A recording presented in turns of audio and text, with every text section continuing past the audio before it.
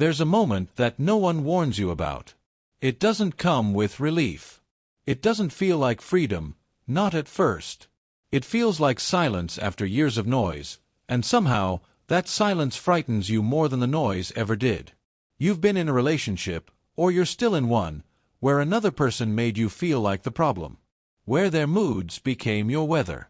Where you learned to read the air before you entered a room, where you measured your words before you spoke them, where you became so attuned to managing someone else's emotional state that you completely forgot what your own felt like. And then something shifted. Maybe gradually. Maybe all at once.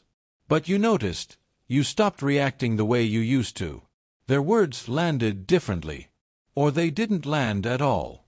Their approval, which you once chased like oxygen, started to feel like something you no longer needed. And instead of celebrating, you felt uneasy. Because somewhere inside, a quiet voice asked, "Does this mean I've stopped caring? Does this mean something is wrong with me now?" It doesn't. And that question, that exact question, is one of the most important things you could ever ask yourself. Because what you're experiencing isn't emptiness. It isn't coldness. It isn't indifference born from damage. It is something that Carl Jung spent decades trying to help people understand, and that most people living through it never get the language for. What you are feeling is the beginning of reclaiming yourself. But here's what makes this so complicated. The person who spent years trying to own your identity doesn't give it back quietly. And the signs that their control is slipping over you, over your perception of yourself, over your emotional world, those signs often feel nothing like victory. They feel like loss, like disorientation, like grief. Which is why, if you don't understand what's actually happening, you might mistake your healing for your breaking. Stay with me. Because what we're about to uncover isn't just about recognizing the patterns of a narcissist. It's about recognizing who you've become in spite of them, and who you are becoming right now. And that changes everything. Let's start by saying something that needs to be said directly. You are not weak for having been here. The way people talk about narcissistic relationships, the warnings, the red flags, the "how did you not see it" commentary, all of it misses something essential. Something that anyone who has lived through this already knows in their bones. These patterns don't target the naive. They target the deep. They find the people who are capable of extraordinary empathy. People who believe that love is something you earn by understanding. People who are willing to look at themselves honestly, to ask, "Is it me?" Because they genuinely want to be better. And that willingness, that beautiful and painful willingness to look inward, becomes the very thing that gets used against you. Carl Jung understood this. He understood that the people most vulnerable to psychological control are often the ones with the greatest capacity for self-reflection. Because they can always be made to doubt themselves. And a narcissist, consciously or not, knows exactly how to exploit that door. Jung called it projection. Not the casual way the word gets thrown around today, but in its full, devastating weight. A narcissist projects the parts of themselves they cannot face, their shame, their emptiness, their fear of inadequacy, onto the person closest to them. And because you are someone who takes responsibility seriously, you absorb it. You carry it. You try to fix it. You make it yours. Over time, you don't just feel responsible for their emotions. You begin to believe you are the source of their problems. That if you were only more patient, more understanding, more careful with your words, everything would be okay. You become a mirror, not a person. A surface that reflects their needs, their moods, their distorted self-image, while your own reflection slowly disappears. You weren't broken. You were slowly, systematically taught to disappear. And here's what matters now. The fact that you're watching this, the fact that something in you is asking whether you've already started to change, that is not a coincidence. Something in you is waking up. But waking up inside a system that was built to keep you asleep? That's where it gets complicated. Because the first signs that their grip is loosening rarely feel like freedom. They feel like threat. And this is where Jung's work becomes uncomfortable, in the best possible way. Before we go further, we need to talk about something that happened long before you ever met this person. Because the truth is, And this is the part that most people are not ready to hear. The narcissist didn't create your wound. They found it. They recognized it from across a room, from across a conversation, from the very first moment you made yourself smaller so they could feel larger. Something was already there. A place in you that had learned, very early in life, that your emotional needs were either too much or not important enough. Maybe you grew up in a home where love was conditional, where approval came when you were good, compliant, low maintenance. Maybe there was a parent whose moods made the house feel like a minefield. Maybe you simply learned that the safest thing was to focus outward, to become an expert in reading other people, because focusing inward felt dangerous or selfish. Jung wrote that what we don't make conscious, we experience as fate. That line isn't poetic. It's precise. The patterns we don't see in ourselves don't disappear. They attract. They recreate themselves in the people we choose and the dynamics we accept. Not because we want suffering, but because the unconscious is always trying to finish something, to resolve what was left unresolved. You didn't choose this person because you were broken. You chose them because they felt familiar. And familiar, when it comes from a wound, doesn't feel like danger. It feels like recognition. Like coming home. That's how deep this goes. And here's where the roots of the narcissist's control over you truly lie. Not in their power, but in your unconscious agreement. An agreement that was written long before you had the words to read it. An agreement that said, if I manage this person's emotional state, I will be safe. If I become what they need, I will be loved. You were never complicit in your own mistreatment. You were following a script you didn't know you'd been given. And the signs that their control is breaking? They're not just signs that they are losing their grip on you. They are signs that you are finally, slowly, painfully rewriting that old script. The first sign is the most subtle. You've probably already felt it and wondered if it meant something was wrong with you. When they say something designed to wound you, something that 6 months ago would have sent you spiraling, and instead, there's just quiet inside. Not numbness. Quiet.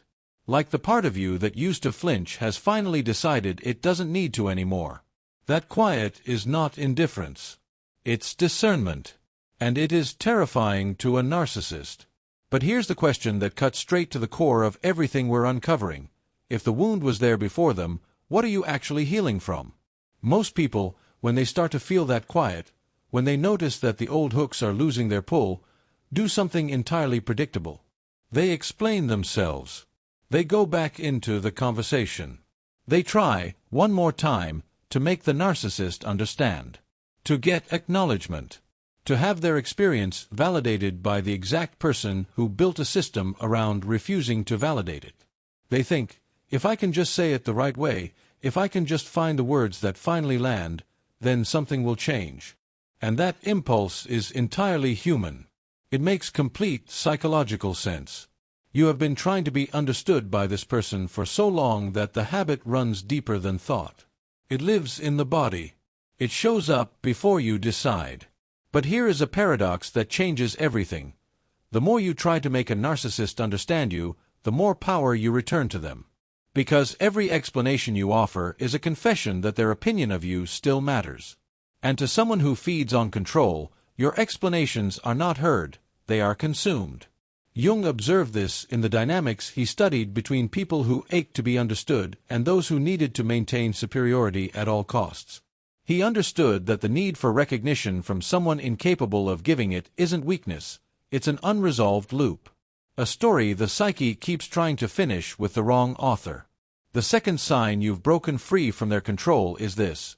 You stop trying to explain yourself to them. Not out of contempt. Not because you've given up on honest communication.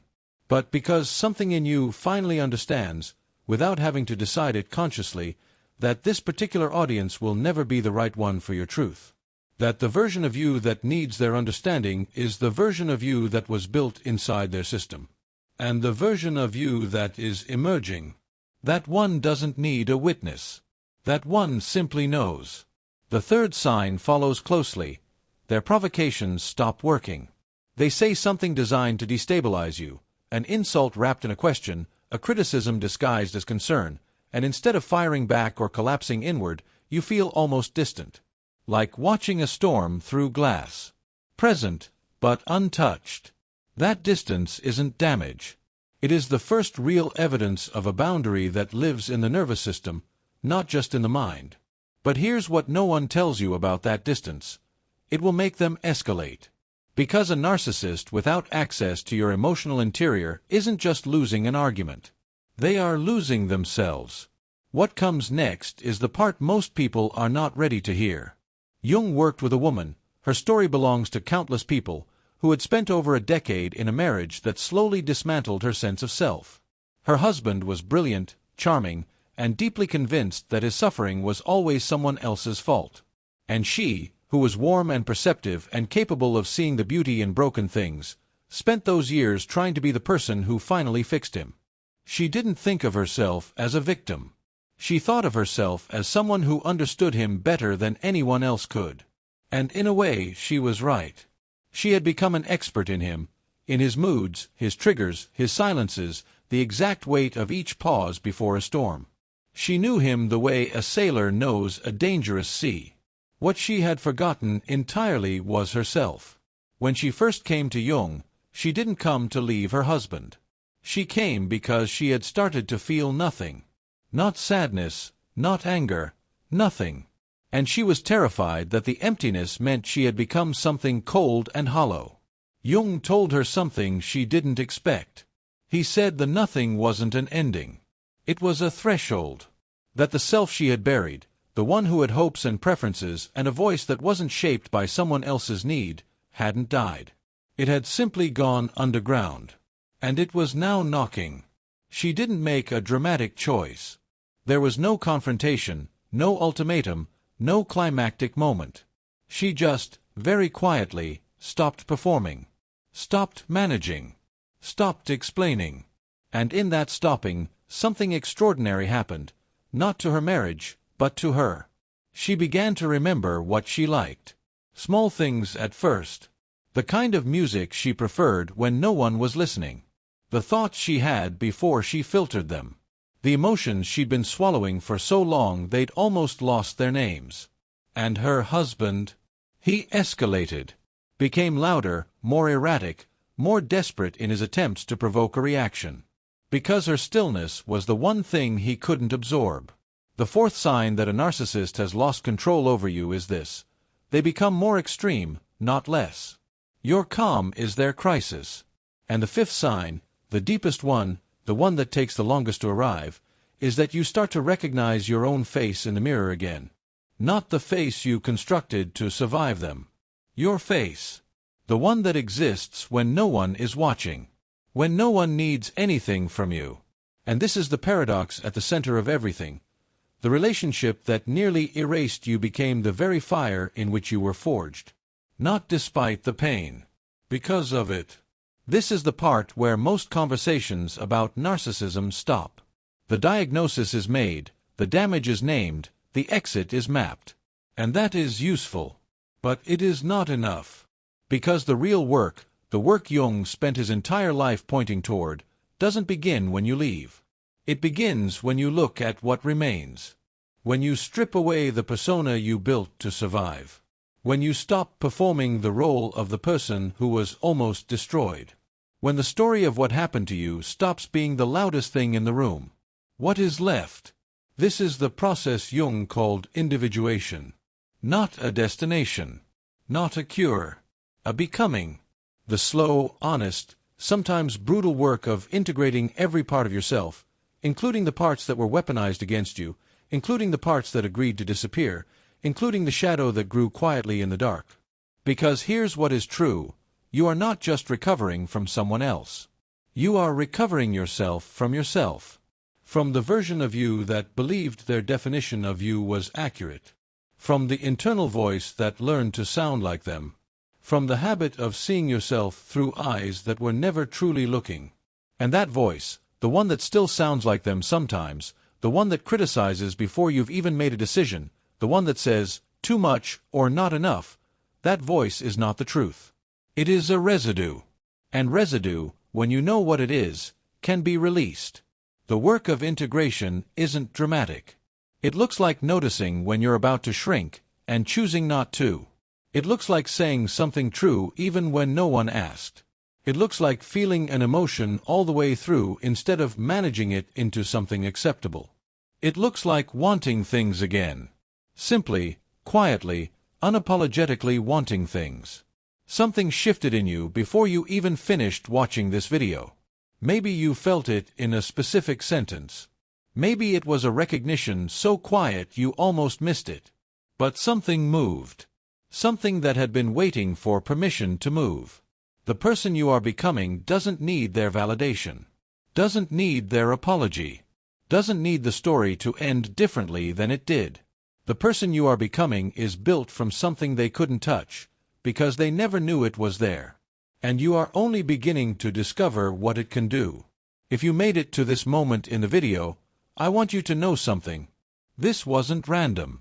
The algorithm didn't bring you here by accident. Something in you was ready. Something that had been asking questions in the dark, searching for a language that fit the weight of what you've been carrying, and found its way here. That is not a small thing. That is the psyche doing exactly what Jung always said it would do, if you let it, moving toward wholeness. Even when you're not sure what wholeness means. Even when it's terrifying. Even when the first steps look like grief. You've been through something that tried to convince you that you were the problem. That your sensitivity was weakness. That your depth was inconvenience. That the person you were before all of this was somehow too much, or not enough. None of that was ever true. What is true is this: the self that survived, the one that went quiet so it could endure, the one that is now slowly and carefully coming back to the surface, that self is not diminished. It is distilled. More itself than it has ever been. Jung believed that the wounds we carry don't just hurt us. They initiate us. That the psyche uses pain as a passage, not to break us, but to break us open. To crack the persona wide enough that the real self can finally breathe. You didn't just survive something. You crossed a threshold. And the person standing on the other side of that crossing is exactly who you needed to become. I want to ask you to do something. In the comments below, write these 3 words: I am whole. Not as a declaration that you've arrived, but as a commitment to the becoming that is already underway. Let those words be a signal, to yourself, and to every person reading the comments who needed to see that someone else said it first. If this video met something real in you, subscribe. Not for the content, for the journey. Because what we're building here isn't an audience. It's a community of people who chose depth over distraction. The work continues. We'll meet again in the next shadow that truth reveals.